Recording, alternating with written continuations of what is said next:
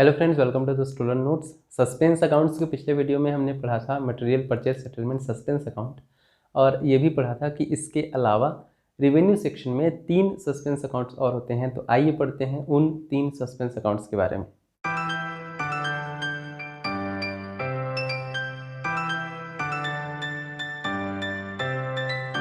सबसे पहला suspense account है स्टॉक सस्पेंस। इसमें सबसे पहले ये कहा गया कि stock head is open in all divisions having stock of material. Stock head कहाँ ओपन किया जाएगा? हर उस डिवीज़न में जहाँ स्टॉक रखा हुआ है मटेरियल का, वहाँ पे स्टॉक ओपन किया जाएगा। लेकिन जहाँ पे स्टॉक नहीं है वहाँ पे ये तभी ओपन किया जाएगा जब मैन्युफैक्चर किया जाता है, क्योंकि हमने पढ़ा था मैन्युफैक्चर अकाउंट्स में कि मैन्युफैक्चर अकाउंट को हम स्टॉक का एक पार्ट मानते हैं। तो किसी भी डिवीज़न में अगर स्टॉक नहीं रखा हुआ है तो वहाँ पे स्टॉक का अकाउंट नहीं ओपन होगा। लेकिन अगर वहाँ कभी भी मैन्युफैक्चर होता है तो क्योंकि ये भी स्टॉक का ही पार्ट है, इसलिए तब वहाँ पे स्टॉक अकाउंट ओपन किया जाएगा। इसके बाद नेक्स्ट है money limit for stock reserved. किसी भी डिवीज़न में स्टॉक कितना रखा जा सकता है, इसका मनी लिमिट एक रिजर्व किया जाएगा, सेट किया जाएगा। And it is prescribed by the ministry और एडमिनिस्ट्रेशन। जो एडमिनिस्ट्रेटिव मिनिस्ट्री है वो प्रिस्क्राइब की करेगी according to the CPWA code. Excess permissible, जो भी हमने स्टॉक रिजर्व का लिमिट बताया, उससे ज़्यादा परमिसिबल कब होगा? जब अनएडजस्टेड एक्सपेंडिचर, जब भी कोई मैन्युफैक्चर हो रहा है स्पेसिफिक वर्क के लिए और उसमें कोई एक्सपेंडिचर है जो एडजस्ट नहीं किया गया है, तो क्योंकि ये भी स्टॉक का पार्ट है तभी हम एक्सेस उससे रख सकते हैं। जो स्टॉक का लिमिट है उससे ज़्यादा वहाँ पे हो सकता है। अदरवाइज़ स्टॉक का जो लिमिट है वहाँ उससे ज़्यादा स्टॉक आपको नहीं रखना है। नेक्स्ट इज स्टॉक हेड में डेबिट क्या होगा? तो जितने भी एक्सपेंडिचर हैं ऑफ एक्विजिशन ऑफ स्टोर, जितने भी स्टोर का मटेरियल है, स्टॉक का मटेरियल है, आपको लाने के लिए, एक्वायर करने के लिए जो एक्सपेंडिचर होगा उसको डेबिट किया जाएगा, बिकॉज वो वहाँ पे आ रहा है, उस स्टॉक में या उस स्टोर में आ रहा है कोई मटेरियल। तो उसको लाने के लिए जितना भी आपका एक्सपेंडिचर होता है वो उसमें डेबिट होगा। दूसरी बात, जो मैन्युफैक्चर ऑपरेशन है, जो मैन्युफैक्चर हो रहा है वो भी स्टॉक का पार्ट है, तो मैन्युफैक्चर में भी जितना एक्सपेंडिचर हो रहा है वो भी आपके स्टॉक हेड में डेबिट होगा। इसके बाद नेक्स्ट है स्टॉक हेड में क्रेडिट क्या होगा? जितने भी इशू है, सेल है, ट्रांसफ़र है, एट्सेट्रा, मतलब किसी भी तरह से आप चाहे स्टॉक से या स्टॉक के अंदर की मैन्युफैक्चर से कोई भी मटेरियल आपने इशू कर दिया बाहर, या फिर सेल कर दिया, या फिर ट्रांसफ़र कर दिया, कैसे भी अगर आपने वहाँ से मटेरियल को डिस्पोज कर दिया तो उसको स्टॉक हेड में क्रेडिट किया जाएगा, क्योंकि वो स्टॉक से बाहर जा रहा है। इसका नेक्स्ट आते हैं सब हेड्स ऑफ स्टॉक। जो हमारा स्टॉक हेड है उसमें टोटल 11 सब हेड्स हैं। तो ये हैं आपके 11 सब हेड्स जो स्टॉक अकाउंट के अंडर होते हैं।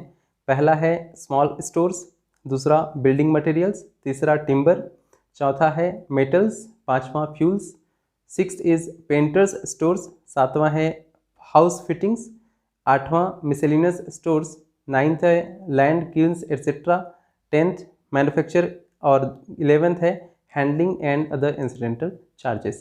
तो ये 11 स्टोर्स हैं। आप किसी भी तरह से इसको आप शॉर्टकट बना के, ट्रिक बना के इन 11 सब हेड्स के नाम याद रख लीजिएगा। इसके बाद नेक्स्ट है suspense register form number 67। CPWA form number 67 is suspense register. और इसमें एंट्री किस चीज़ की होगी? इसमें एंट्री होगी रिसीट, इशू एंड बैलेंसेस की। जो भी स्टॉक आप रिसीव करेंगे या इशू करेंगे और जो आपके पास बैलेंस बचेगा उसकी एंट्री की जाएगी सस्पेंस रजिस्टर में। इसके बाद इसमें नेक्स्ट कहा गया कि सेपरेट अकाउंट फॉर ईच सबहेड। जो हमने स्टॉक के सबहेड पढ़े, तो किसी भी सबहेड में कोई भी एंट्री होना है तो उसका अलग अलग अकाउंट बनेगा। जितने भी सबहेड हैं हर सबहेड का अलग अकाउंट बनेगा, और आपको सब डिवीज़न वाइज डिटेल करना है। मतलब एक डिवीज़न के अंडर में अलग अलग सब डिवीज़न को जो आप मटेरियल इशू करोगे, या अलग अलग सब डिवीज़न में जो मटेरियल रिसीव हो रहे हैं, उनका सबका अलग अलग अकाउंट भी बनेगा, और सबका टोटल भी आपको अलग आइटम के रूप में नोट करना है। उसके बाद लास्ट में इसमें कहा गया handling and other incidental charges. जो हमने 11 सब हेड्स पढ़े उसमें जो आखिरी सब हेड था handling and other incidental charges, उसको क्या करना है? Brought to nil at the end of the year के एंड में जब हम एनुअल अकाउंट क्लोज करेंगे तो उस टाइम पे क्या होगा? जो हमने आखिरी सबहेड पढ़ा था handling and other incidental charges, अगर उसमें कोई बैलेंस रखा हुआ है तो उसको हम नील कर देंगे, उसको क्लियर करेंगे। नील कैसे करेंगे? उसमें जो बैलेंस रहा है handling and other incidental charges में, उसको हम अलग अलग आइटम्स में, स्टॉक के जो अलग अलग आइटम हैं उसमें हम डिस्ट्रीब्यूट कर देंगे, क्योंकि जो हैंडलिंग चार्जेस हैं या इंसिडेंटल चार्जेस हैं वो सारे स्टॉक का मिला के आपको कोई परसेंट वाइज अल्टीमेटली डिस्ट्रीब्यूट करना है। तो आपको उसको अलग अलग आइटम्स में डिस्ट्रीब्यूट करके उसको नील कर देना है eight the end of the year. तो ये हुआ आपका स्टॉक सस्पेंस। इसके बाद नेक्स्ट है मिसलेनियस वर्क्स एडवांटेज। इसमें 4 क्लासेस हैं टोटल। सबसे पहला है सेल्स ऑन क्रेडिट। जब भी हम क्रेडिट में कोई चीज़ सेल करेंगे, उधार में कोई चीज़ बेचेंगे, तो हम इस अकाउंट की ज़रूरत होती है। वो ऐसे कि मान लीजिए हमने कैश में कोई चीज़ बेचा, तो मटेरियल हमारे पास से चला गया, स्टॉक चला गया, ठीक है, तो जो सेल अकाउंट है वो क्रेडिट हुआ और उसके बदले में पैसे आए, मतलब कैश अकाउंट डेबिट हो गया। लेकिन अगर हमने उधार में बेचा तो मटेरियल तो चला गया, तो सेल अकाउंट तो क्रेडिट हो गया, लेकिन कैश नहीं आया, इसलिए कैश अकाउंट डेबिट नहीं होगा। तो अब हमें कैश अकाउंट के बदले में किसी दूसरे अकाउंट को डेबिट करना होगा, और वो होता है मिसलेनियस वर्क्स एडवांटेज। इसके बाद इसमें दूसरा क्लास है, वो है excess expenditure on deposit work. जब भी हम डिपॉजिट वर्क करते हैं तो एक्चुअली क्या होता है कि हम डिपॉजिट लेते हैं और उसके बाद उस डिपॉजिट के लिए, उस जो अमाउंट है उसके लिए हम वर्क करते हैं। तो जब तक वो अमाउंट है हमारे पास तब तक तो हम उस डिपॉजिट वर्क में उसको हम डेबिट करते जाएंगे। जो भी हम एक्सपेंडिचर कर रहे हैं उस डिपॉजिट वर्क में हम उसको डेबिट करते रहेंगे। लेकिन जहाँ वो लिमिट क्रॉस हो गया, मान लीजिए हमारे पास 10 लाख रुपये थे, तो 10 लाख जब तक हम खर्च करेंगे तब तक तो हम उस डिपॉजिट वर्क के जो कंसर्न अकाउंट होगा उसमें डेबिट करते रहेंगे जो हमारा एक्सपेंडिचर है। 10 लाख से ऊपर अगर कोई एक्सपेंडिचर हो गया तो अब हम उस वर्क में तो उसको डेबिट नहीं कर सकते, क्योंकि वहाँ हमें परमिशन केवल 10 लाख की है। तो अगर 10 लाख से ऊपर हमें कोई एक्सपेंडिचर करना है तो वो हम कहाँ डेबिट करते हैं, वो हम करते हैं मिसलेनियस वर्क्स एडवांसेस में। इसके बाद तीसरा क्लास है, वो है लॉसेस, एरर्स एट्सेट्रा। जब भी कोई अकाउंटिंग में एरर है या सचमुच का लॉस है और कोई मटेरियल आपको नहीं दिख रहा है, तो आप क्या करेंगे, अकाउंट्स में उसको कहीं दूसरी जगह पे डेबिट कर देंगे, सो दैट जो अकाउंट है और जो आपका ओरिजिनल आपका वैल्यूज़ हैं वो मैच कर जाएं, ठीक है। तो आप क्या करेंगे, अकाउंट में उस चीज़ को कहीं दूसरी जगह पे डेबिट शो कर देंगे, और ये जो डेबिट होता है ये भी होता है मिसलेनियस वर्क्स एडवांसेस में। इसके बाद जो लास्ट क्लास है वो है अदर आइटम्स। इसके अलावा ऐसा जब भी आपको ज़रूरत पड़े, जब कोई चीज़ आपको कहीं दूसरी जगह पे डेबिट करना है, तो वो अकाउंट होगा आपका मिसलेनियस वर्क्स एडवांसेस। जब भी आपको ऐसे अकाउंट की ज़रूरत पड़ी है जहां आपको कोई चीज़ टेम्पोररीली डेबिट करके रखना है, तो आप मिसलेनियस वर्क्स एडवांसेस में उसको डेबिट कर देंगे। इसके बाद इसमें कहा गया no debit due to absence of appropriation. आपके पास बजट नहीं है या फिर आपके पास सैंक्शन नहीं है, इसलिए आप इस पर डेबिट नहीं कर सकते। आप ऐसा नहीं कर सकते कि आपके पास 5 लाख रुपए का सैंक्शन है और आपने 5 लाख रुपए तक तो खर्च कर दिए और 1 लाख और खर्च करके उसको आप इस अकाउंट में डेबिट कर दो। आप ऐसा कर सकते हैं केवल एक क्लास के लिए, which is number 2, that means excess expenditure of deposit work, जहाँ पे आप बिना सैंक्शन के या बिना अप्रोप्रिएशन के इसमें डेबिट कर सकते हैं। उसके अलावा बाकी जो 3 क्लासेस हैं उसमें आपको बिना अप्रोप्रिएशन के इस अकाउंट को डेबिट नहीं करना है। इसके बाद इन चारों क्लासेस को थोड़ा सा डिटेल में पढ़ते हैं। सेल्स ऑन क्रेडिट सबसे पहले, तो जब भी हम सेल्स ऑन क्रेडिट करेंगे, हम उधार में कोई चीज़ सेल करेंगे, तो हमें सेल्स ऑन क्रेडिट एक सब हेड होगा और उसके अंडर में मिसलेनियस वर्क्स एडवांस इस सस्पेंस हेड को हम डेबिट करेंगे। सो दैट इससे होगा क्या कि आपको सेल्स एंड क्रेडिट के अंडर में जो आइटम है वो पेंडिंग दिखता रहेगा, तो आपको पता रहेगा कि इस चीज़ की हमें रिकवरी करनी है। नेक्स्ट है excess expenditure on deposit work. ये आपको एनुअली चार्ज करना है, एनुअली इस चीज़ को उस हेड में, पर्टिकुलर हेड में चार्ज करना है। थर्ड है लॉसेस, एरर्स एट्सेट्रा। इसमें 4 तरह के अलग अलग लॉसेस हैं जिसको हमें नोट करना है। सबसे पहला डेफिशिएंसी इन कैश और स्टॉक। जब आपने कैश या स्टॉक में कमी मिल गई, मतलब आपने कैलकुलेट किया, आपने काउंटिंग की कैश की या फिर स्टॉक की काउंटिंग की, वेरिफिकेशन किया और आपको ये पता चला कि जितना अकाउंट में दिख रहा है उतना कैश या उतना स्टॉक आपके पास नहीं है, तो आप क्या करते हैं कि अकाउंट में उसको फिर कम दिखा देते हैं। मान लीजिए आपने ये बताया कि आपके पास 10,000 रुपये हैं, ठीक है, लेकिन आपने सच में काउंट किया तो आपके पास केवल 8,000 रुपये हैं, तो आप क्या करेंगे, 2,000 रुपये के कहीं और डेबिट कर देंगे, तो अकाउंट में भी अब 8,000 ही रुपये दिखेंगे। ये आपने जो डेबिट किया ये आप कहाँ डेबिट करते हैं, ये आप डेबिट करते हैं मिसलेनियस वर्क्स एडवांसेस में।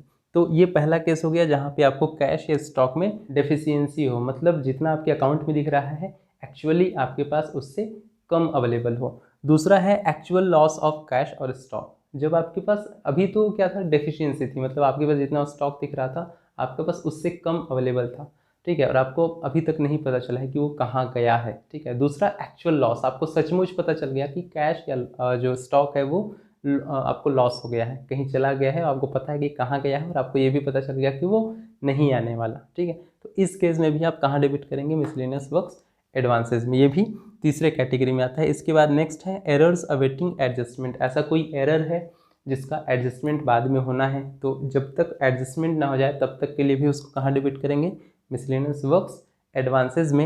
And the fourth category is recoveries pending. ऐसा कोई रिकवरी है जो आने वाला है, तो जब तक वो रिकवरी नहीं आ जाता हम क्या कर देंगे, इस अकाउंट को डेबिट कर देंगे, और जैसे ही वो रिकवरी आ जाएगी इसको वापस जो इसका डेबिट है उसको हम क्लियर कर देंगे।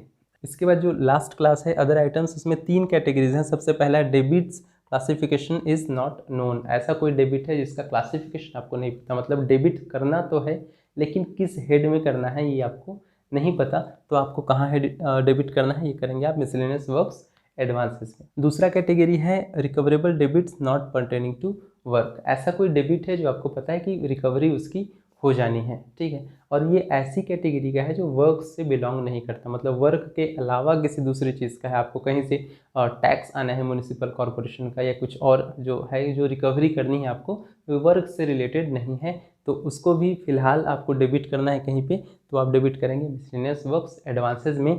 और इसमें इसी का एक और टाइप है जो है recoverable debits pertaining to work, लेकिन जो वर्क का अकाउंट क्लोज हो चुका है, ठीक है। तो परटेनिंग टू वर्क है, मतलब वर्क से रिलेटेड तो है लेकिन अकाउंट क्लोज हो चुका है। अगर अकाउंट क्लोज नहीं हुआ होता तो हम कॉन्ट्रैक्टर के अकाउंट में या फिर पर्टिकुलर वर्क के अकाउंट में उसको डेबिट कर देते, लेकिन क्योंकि अकाउंट क्लोज हो चुका है तो जब तक एडजस्ट न किया जाए इसको हमको डेबिट करना पड़ेगा मिसलेनियस वर्क्स एडवांसेस में।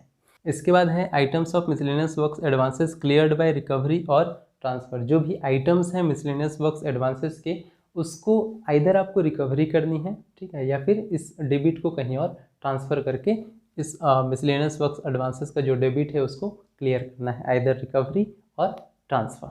इसके बाद नेक्स्ट है detailed account in form number 67। जो फॉर्म नंबर 67 हमने पढ़ा है रजिस्टर ऑफ सस्पेंस, इसका डिटेल जो अकाउंट है वो register of suspense form number 67 में मेंटेन किया जाएगा। और इसमें लास्ट में कहा गया कि for clearance details not required for serial number 2। मतलब ये जो 4 क्लासेस हैं इसमें सीरियल नंबर 2 जो है excess expenditure on deposit work, इसके लिए आपको डिटेल की ज़रूरत नहीं है। अदरवाइज जब भी आप क्लियरेंस करेंगे बाकी तीनों कैटेगरीज में, sales on credit, losses, errors et cetera या फिर अदर आइटम्स, इसके लिए आपको डिटेल की ज़रूरत है। और बड़ा लॉजिकल चीज़ है, जब भी आपको सेल्स ऑन क्रेडिट करेंगे, ठीक है, तो उसकी डिटेल जब भी क्लियर करना होगा तो आपको डिटेल करना है कि आपने कैसे किया, कैश की रिकवरी की या फिर इस डेबिट को आप कहीं और ट्रांसफ़र कर रहे हो, ठीक है। तीसरा क्लास है लॉसेस, एरर्स एट्सेट्रा, वो कैसे आप रिकवरी उसका कर रहे हो, या फिर जो अदर आइटम्स हैं डेबिट्स वगैरह या रिकवरीज वगैरह, उसको आपको डिटेल देने की ज़रूरत है। लेकिन अगर वो excess expenditure on deposit work है तो इसमें आपको डिटेल की आवश्यकता नहीं है, क्योंकि जो डिपॉजिट वर्क का जो शेड्यूल बना होगा उसमें ऑलरेडी उस अकाउंट का डिटेल प्रेजेंट होगा। तो ये हुआ आपका miscellaneous works advances. The last part is workshop suspense. सबसे पहले ये कहा गया कि जितने भी जॉब होंगे किसी भी वर्कशॉप में, उसके लिए हम एक वर्कशॉप सस्पेंस ओपन करेंगे। मतलब एक वर्कशॉप इस्टेब्लिश किया हमने, मान लीजिए उसमें 3 अलग अलग जॉब चल रहे हैं, तो तीनों जॉब के लिए हम एक एक वर्कशॉप सस्पेंस ओपन करेंगे। उसमें एंट्री क्या होगी कि जब भी इसमें एक्सपेंडिचर किया जाता है, इसमें आप जितना एक्सपेंडिचर करेंगे तो उस एक्सपेंडिचर को हम इस जॉब के अंडर में वर्कशॉप सस्पेंस होगा उसमें डेबिट कर देंगे। दूसरा जॉब में अगर हम कोई एक्सपेंडिचर करते हैं तो इस जॉब के अंडर में जो वर्कशॉप सस्पेंस होगा उसमें हम डेबिट कर देंगे। और तीसरा जॉब में भी यही होगा, अगर हमने यहाँ कोई एक्सपेंडिचर किया तो इसके अंडर में जो वर्कशॉप सस्पेंस होगा उसमें उसको डेबिट कर देंगे। इसके बाद इसमें ये कहा गया कि expenditure in a job is removed only when cleared, ठीक है।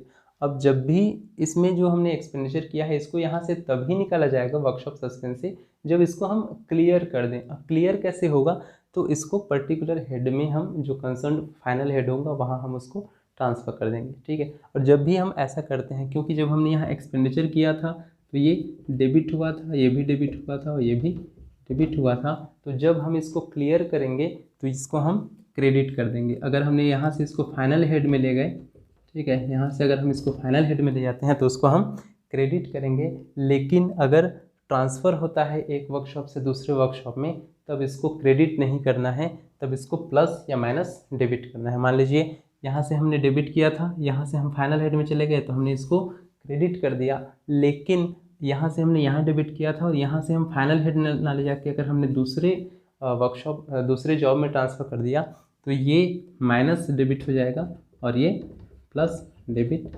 हो जाएगा। तो ये होगा प्रोसेस। जब भी हम क्लियर करते हैं फाइनल हेड में ले जाने के लिए तो हम क्रेडिट करेंगे, लेकिन अगर हम एक वर्कशॉप से एक जॉब से दूसरे जॉब में ट्रांसफ़र करते हैं किसी भी डेबिट को, तो जहाँ से ले जाएंगे वो माइनस डेबिट हो जाएगा और जहाँ जा रहा है वो एक्सपेंडिचर वो प्लस डेबिट होगा।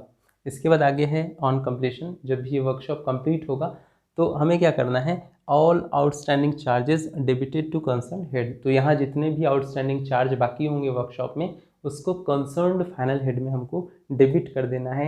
लेकिन if not possible for any reason, मतलब किसी भी कारण से अगर ऐसा पॉसिबल नहीं है, मतलब जो आउटस्टैंडिंग चार्ज है उसको आप फाइनल हेड में डेबिट नहीं कर पा रहे हो, तब आपको क्या करना है, then the debit is transferred. जो डेबिट है उसको हम किसी दूसरी जगह पे ट्रांसफ़र करके वर्कशॉप को बंद कर देंगे। अब क्वेश्चन ये है कि ये जो हम डेबिट है इसको दूसरी जगह कहाँ ट्रांसफ़र करेंगे, ये हमें नहीं पता।